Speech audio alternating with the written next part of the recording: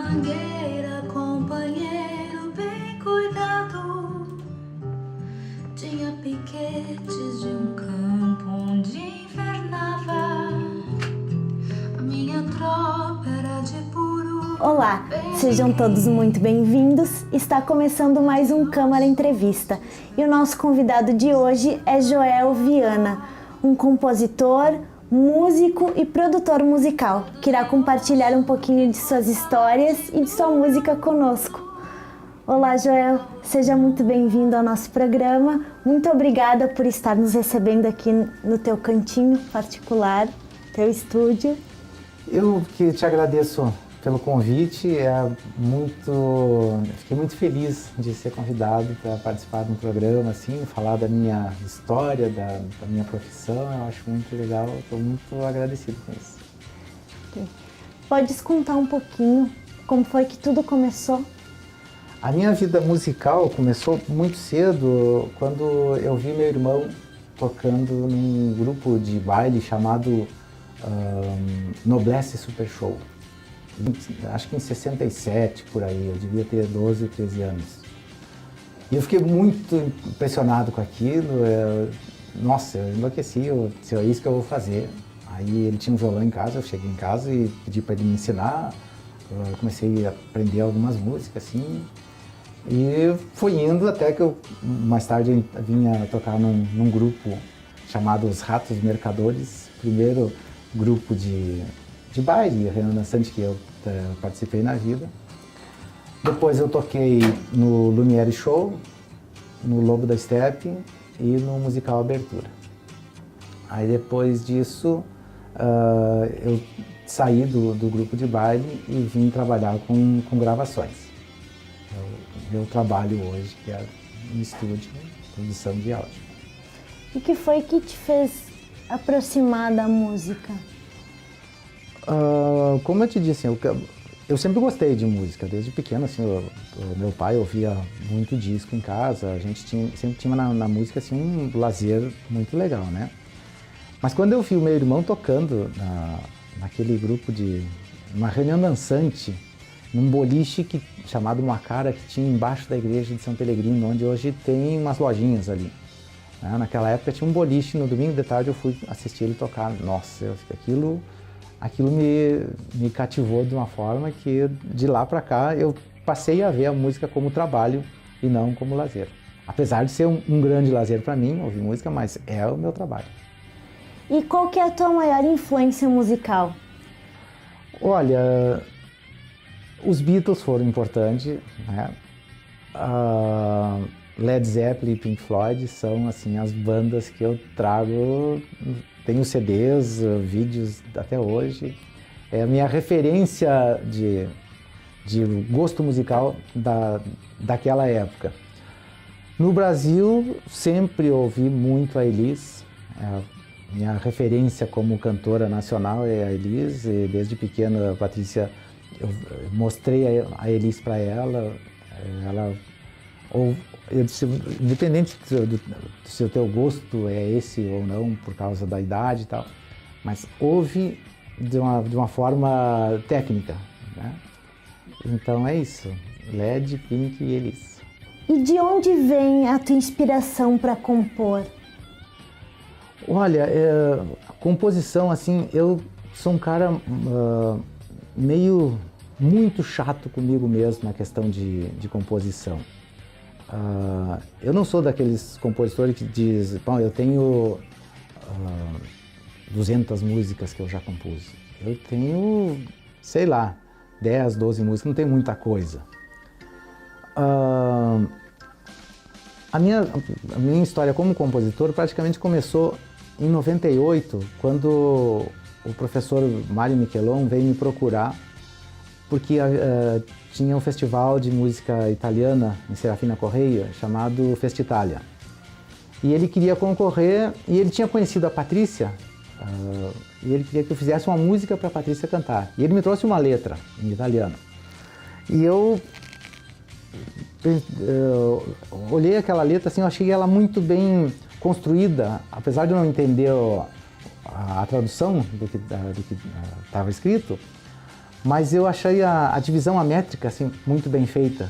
E aí eu comecei a compor uma música, que é Dentro do Cuore, o nome dessa música, pensando na Patrícia cantando.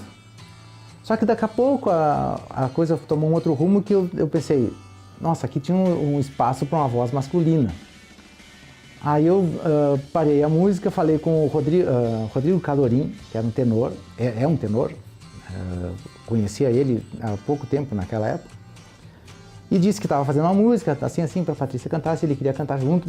Ele achou muito legal, então eu continuei a música pensando em duas vozes. E aí nós fomos para o festival e a gente tirou o primeiro lugar com a música. Ela ganhou o prêmio de a melhor música e ganhou também o prêmio de a música mais popular, que foi a música mais aplaudida, né? Aí aquilo me surpreendeu, porque eu não tinha uma história de compositor.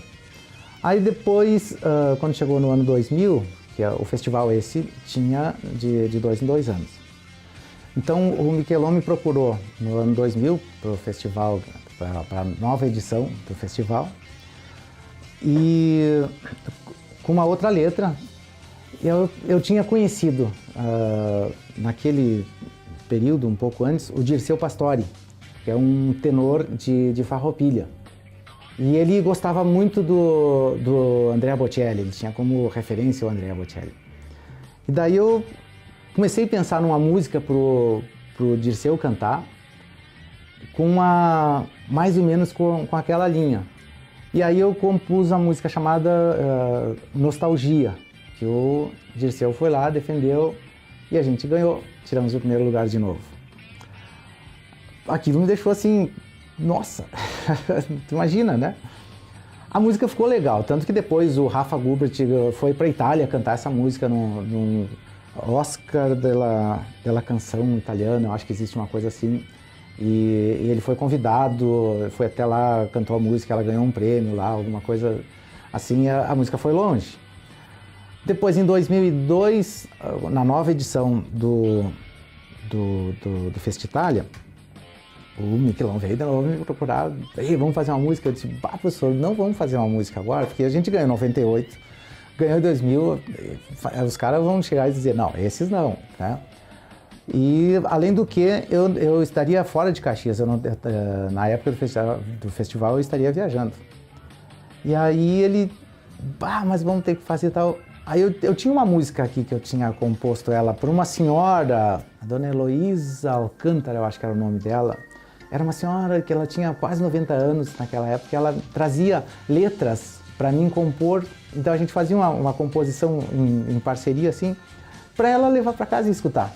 Não era uma coisa assim com o objetivo de comercializar e tal. E o Rafa Kubert era o cantor escolhido para ser o intérprete das músicas dela, né? Então eu tinha uma música lá que ela era bonita, assim, mas ela não tinha sido feita que nem as outras com o propósito de, sei lá, chegar num festival. Para chegar num festival com a música, ela tem que chegar com uma música com força e não apenas uma música bonita, agradável. Mas eu não tinha nada para aquele ano e eu não tinha condições de parar o que eu estava fazendo para fazer uma nova música. Então eu disse para ele, vamos pegar essa música aqui e a música é minha, o senhor faz uma letra nova para a música e a gente escreve, vê o que acontece. E aí ele fez uma letra chamada Perquê para aquela música que já existia. E a música ganhou.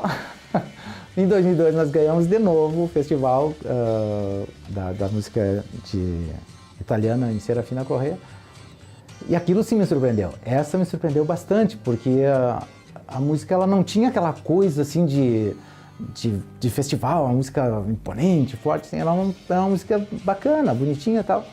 E talvez por ela ser assim mais delicada, mais suave, sei lá, o pessoal gostou bastante e a música tirou o primeiro lugar.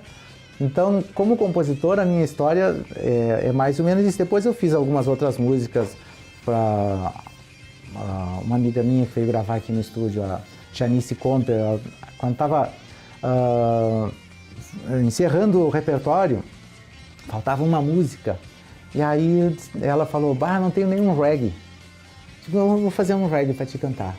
Aí eu compus uma música chamada Proposta e foi pro CD e ficou muito legal, assim. eu não tenho muito mais que isso. Eu tenho algumas outras músicas que fazem parte de alguns CDs de alguns cantores, assim. E agora eu tenho 2 músicas que eu fiz recentemente, que são... Depois eu vou te mostrar uma delas. Que é assim, buscando um lado meu que eu até nem desconhecia, da música caipira. Uma música sertaneja caipira, assim, com aquela... Mais assim, com aquela ideia de Almir Sater. Eu tenho 2 que eu estou terminando elas agora. Inclusive uma é feita, essa que eu vou te mostrar, ela é feita pensando numa voz feminina cantando. É uma mulher que está cantando a história dela quando ela ouve um cara cantar. Joel, conta um pouquinho da tua rotina aqui na gravadora. Explica um pouquinho para o pessoal que está em casa como é que é o processo de gravação, como é que ele funciona.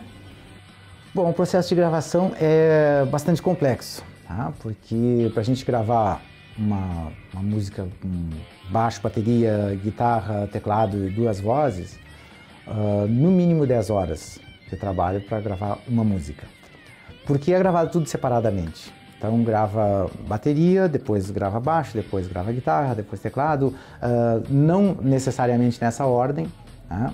Mas a gente costuma começar pela bateria porque ela vai ser o alicerce da música, o que dá o andamento, o que dá o ritmo. Depois as outras partes,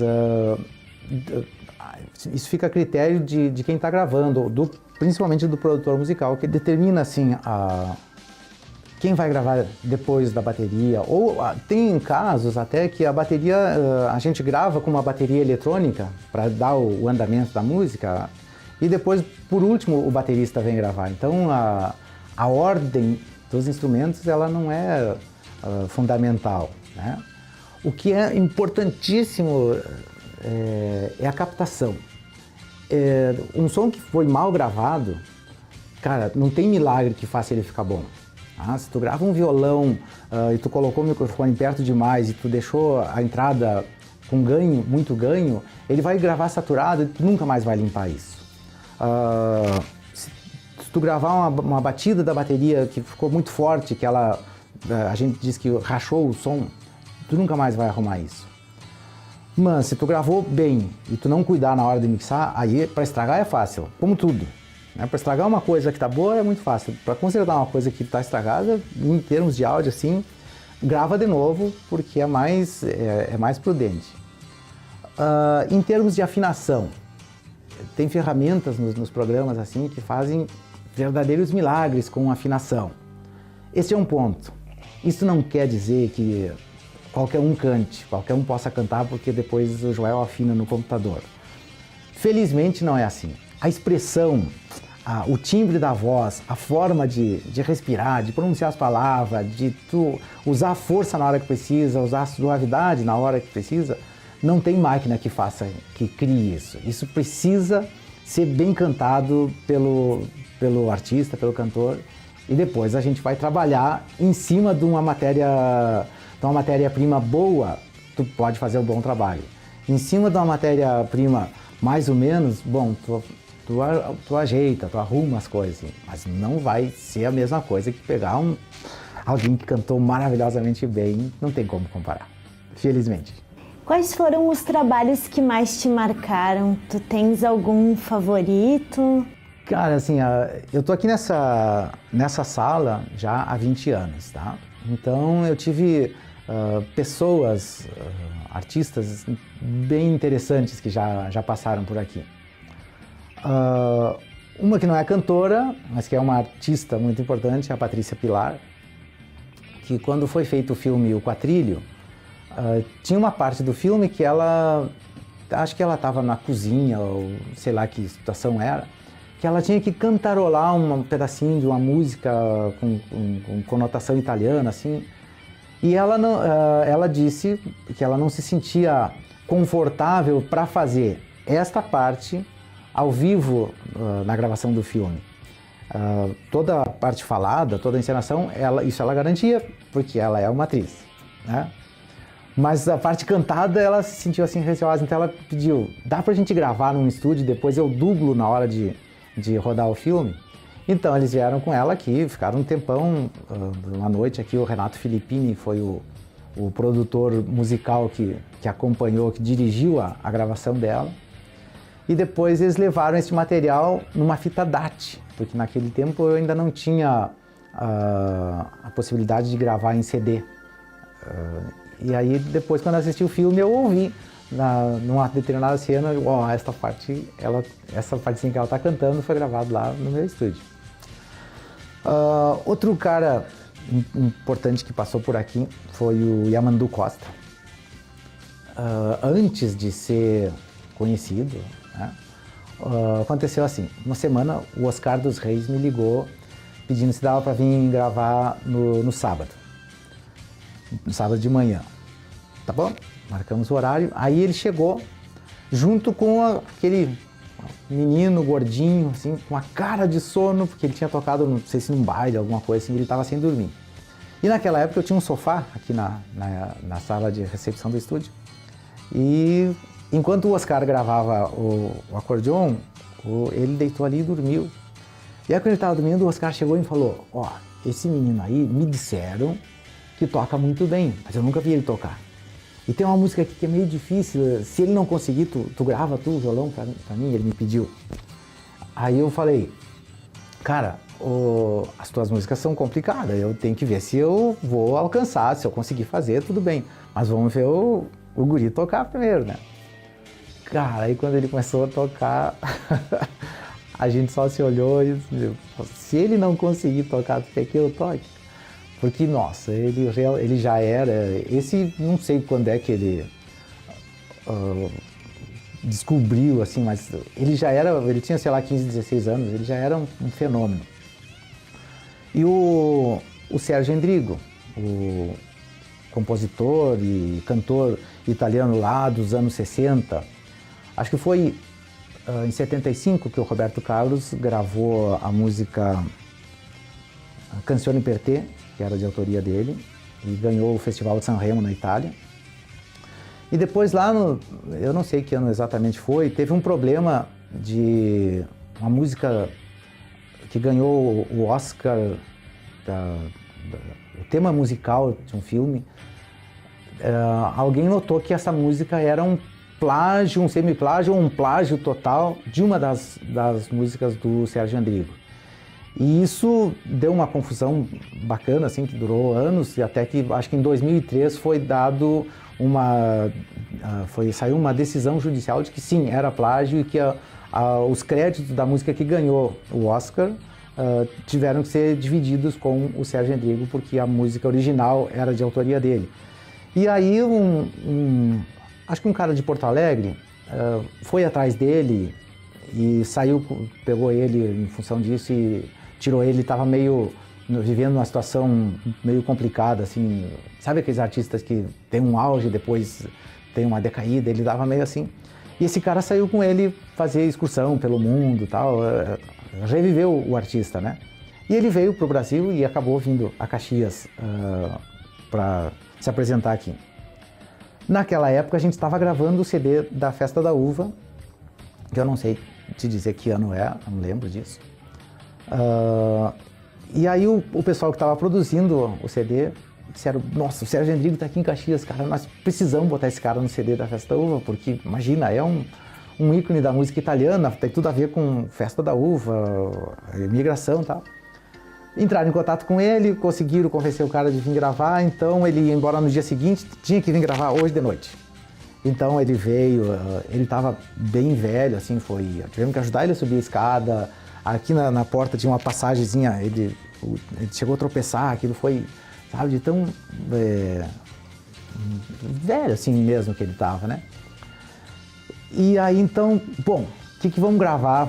O cara que chegou assim na corrida, não sabia o que fazer. Vamos pegar uma música super conhecida que é para não ter problema. Então, que música vamos mostrar para ele? América, América, América. Ele nunca tinha ouvido falar nessa música, ele não sabia que a música existia. Porque essa música é uma música famosa para os italianos daqui. Ela foi composta, assim, não se sabe exatamente quem foi que compôs, acho que foi, há uma opinião de que ela tenha sido composta em grupo, por algum grupo que estava num navio quando estava chegando. Então, quando viu, ó, estamos chegando na América, então compuseram a música e ela ficou muito conhecida aqui. Mas ele nunca tinha ouvido falar, ele não sabia nada, então foi muito constrangedor porque a gravação que ele fez, assim, é histórica, né? Tem no disco da Festa da Uva a participação do Sérgio Rodrigues, mas não da forma que se esperava. Eu tenho um estúdio em função da minha filha, da Patrícia. Que a Patrícia, eu tenho uma fita cassete com ela cantando Ursinho Pimpão quando ela tinha 4 aninhos.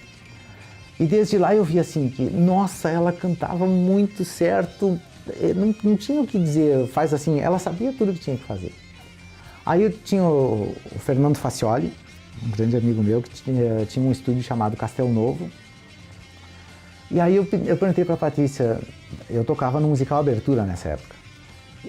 Eu compus uma música em homenagem à minha esposa, com a filha cantando para a mãe.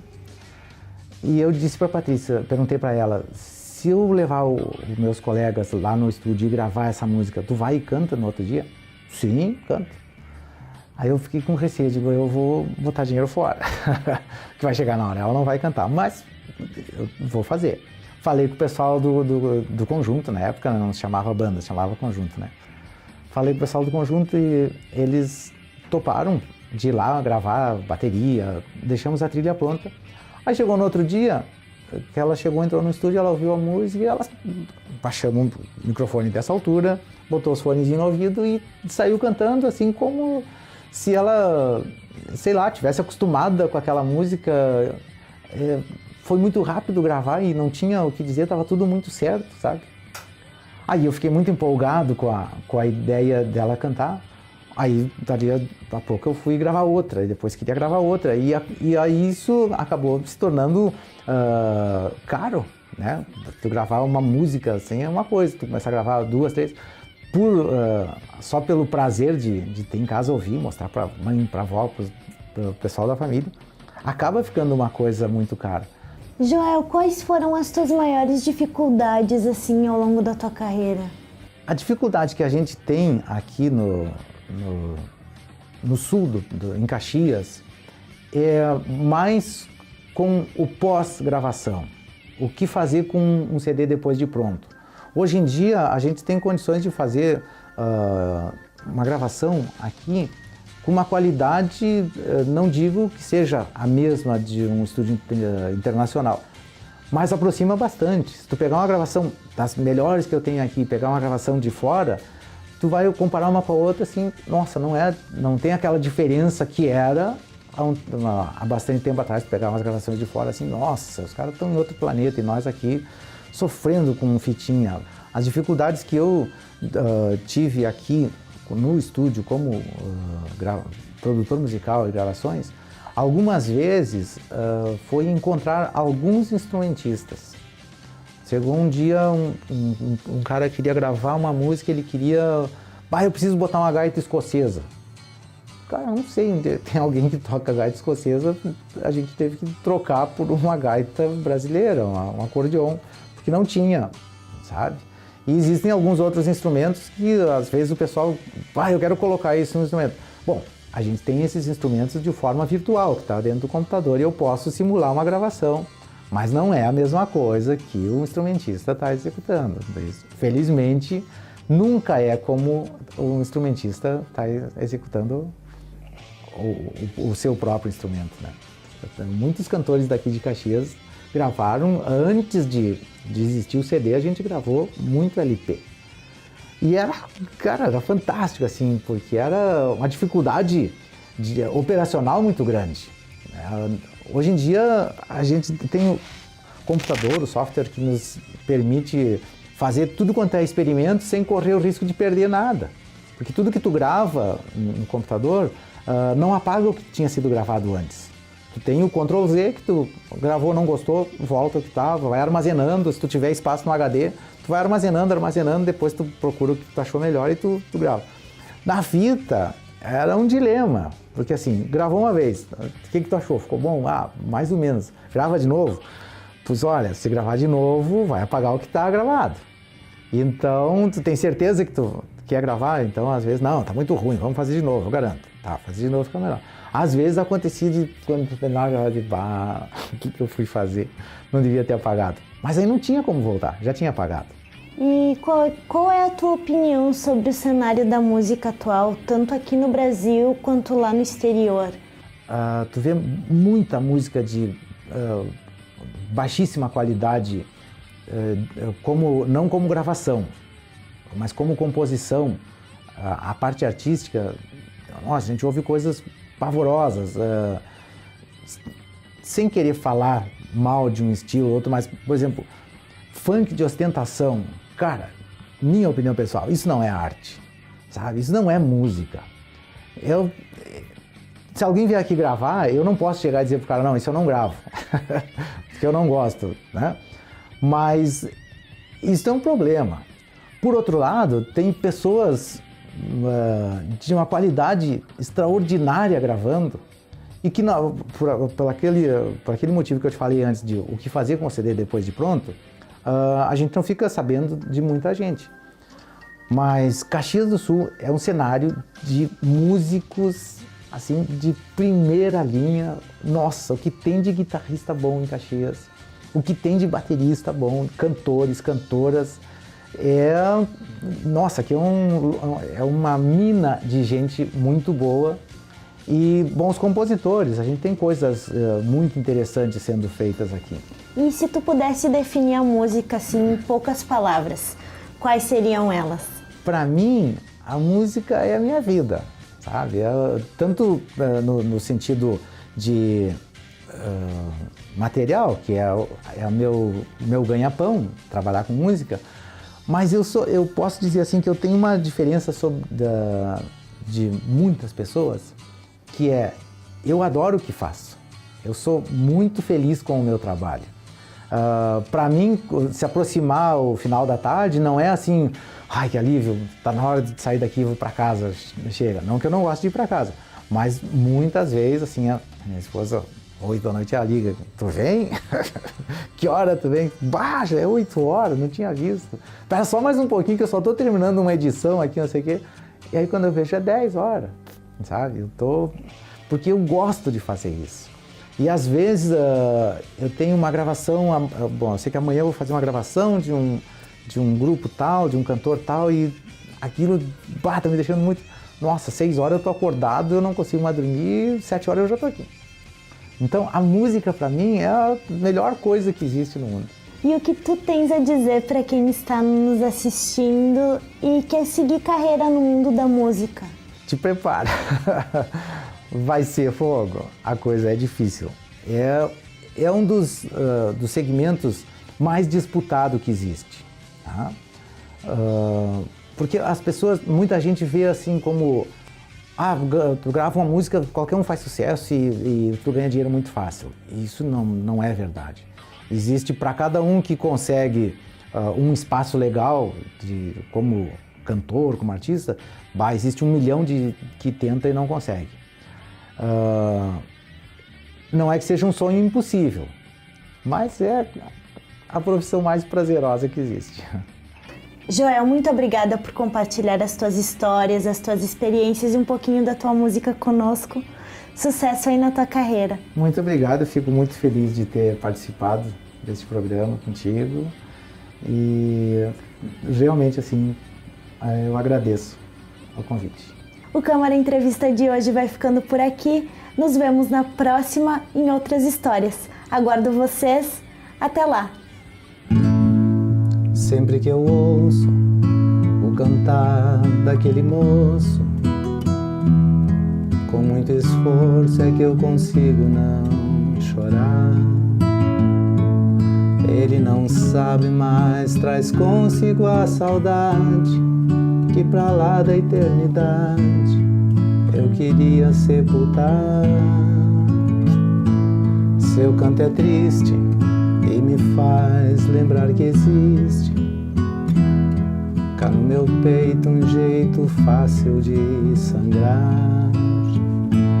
E o que restou foi uma longa cicatriz de o quanto eu não sou feliz, faz questão de desenhar. Não cante mais, seu moço, eu peço por favor, pois seu cantar faz despertar a minha dor. Não cante mais, é tudo que eu lhe peço, enfim. Mas se teimar, então que cante só pra mim. Tenho receio que em meio ao desgosto eu crie gosto e possa amar mais uma vez. Quem sabe até um dia deixe apaixonar.